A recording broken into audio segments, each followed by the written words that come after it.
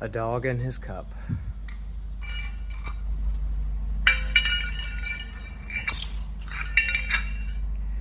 He found it when he was a little pupper. At first we thought he didn't like it and he would try and keep it from making noise, but as he's gotten older, it's the gift that keeps giving. It never shuts up.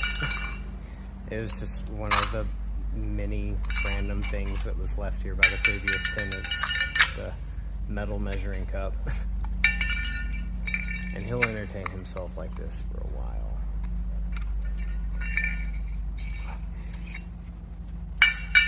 For anyone asking or wondering, he is a Rottweiler, and he is 6 months old, and he is over 60 pounds already.